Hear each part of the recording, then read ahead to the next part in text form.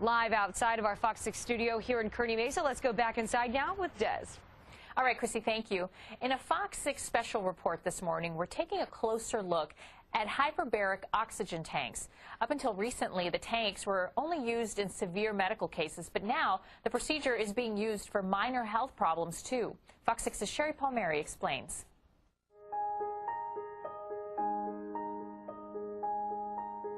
At just 5 hours old, Jennifer Cullen almost choked to death.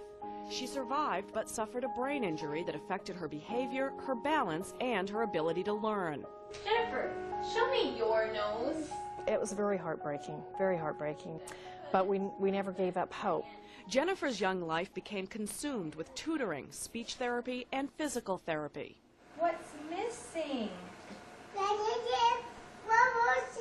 Jennifer has never been a normal child, you know, your typical child.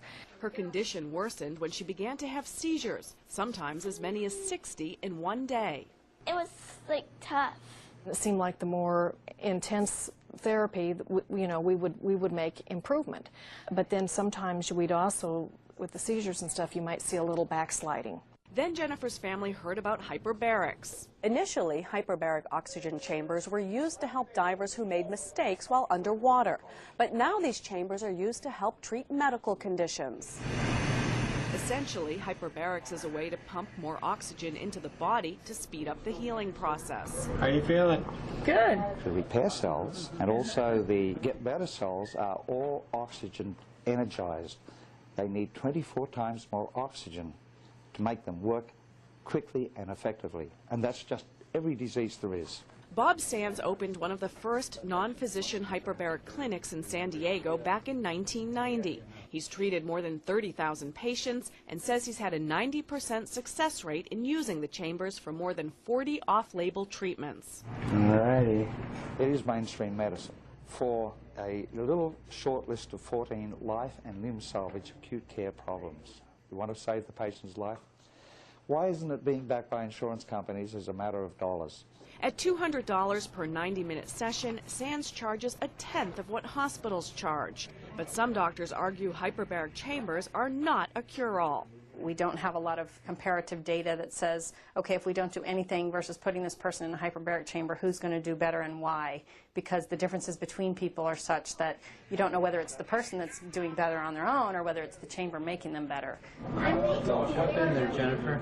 With their neurologist's blessings, Jennifer's family decided to give hyperbarics a try. Her mother says within 4 months, they saw dramatic results. You know, the fact that it stopped her seizures, the fact that her balance issues, it was like for her all of a sudden the light bulb turned on. Her ability to learn things improved, her language improved. Jennifer says her entire life improved. I get to go to school, make friends, go ice skating.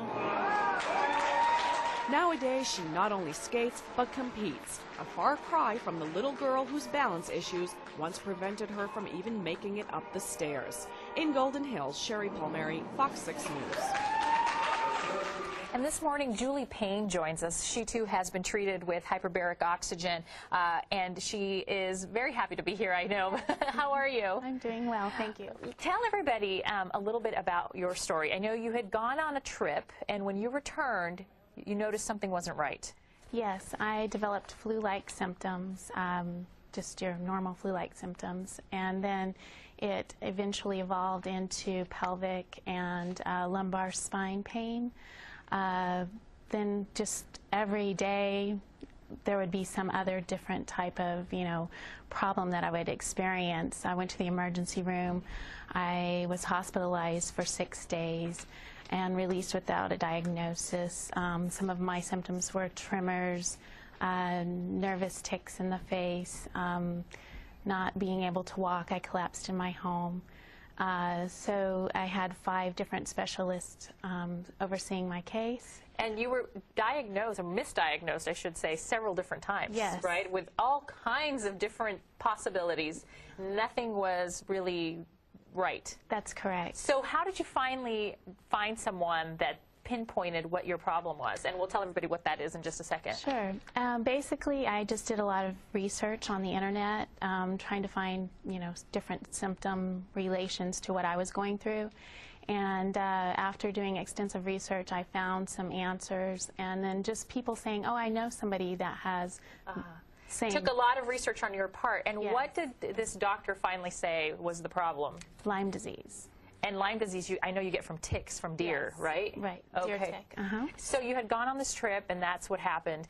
How long, from the time that you started having symptoms to the time that you discovered what the problem was? How many days or weeks, months? Actually, it was basically 2 years. Wow, Yes. 2 years. 2 years of searching. So you finally figured this out, and what was the treatment like for you before you discovered this hyperbaric oxygen?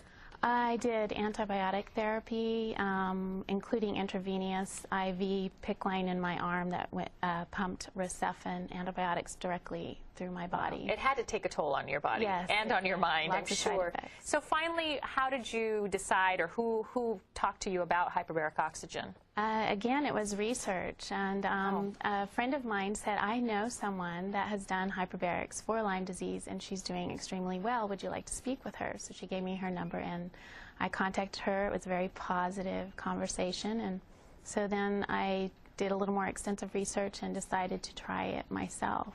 And how long before, from the first time you tried it to when you started to see results? How long? The third day I started kind of developing what they call a Herxheimer, which is that the therapy's working. And then on the 11th day, my brain fog lifted, which I had lived with for about 4 years. And it was incredible. I knew that I was getting well. I mean, colors looked more vibrant. Just life. I was singing and dancing and doing things I hadn't done in so long. So. Oh, wow. So is this the type of thing that when you discover that this is the answer for your problem, is this something you have to live with now for the rest of your life, always getting the hyperbaric therapy, or how does it work? Well, actually, there is not any scientific information out there to base evidence that you can rid yourself of Lyme disease completely. But through more research, I believe we will know that answer. There are some significant tests that you can have. There's a Bowen test that you can have done to measure, how the disease is in your body. And I know during Sherry's piece there, she mentioned that oxygen sort of speeds up the healing process. And did anyone explain to you how it works and why that is? Yes, basically right now we're breathing about 20% oxygen, and when you're under pressure, you're breathing in 100% oxygen, and it basically goes in and repairs red blood cells that carry oxygen to all the tissues and organs, and also it allows the oxygen get past the blood-brain barrier, which antibiotics do not. Oh, wow. So you have actually learned a lot from doing your own research, and that's how you were able to find somebody to help you. I find that to be just wonderful that you took the initiative to do that. And we appreciate you coming in this morning. Well, thank you very Julie much. Payne, thank you very much. Thank you very much. All right. If you'd like more information or if you'd like to see Sherry's story, go to fox6.com. Right now, let's get over to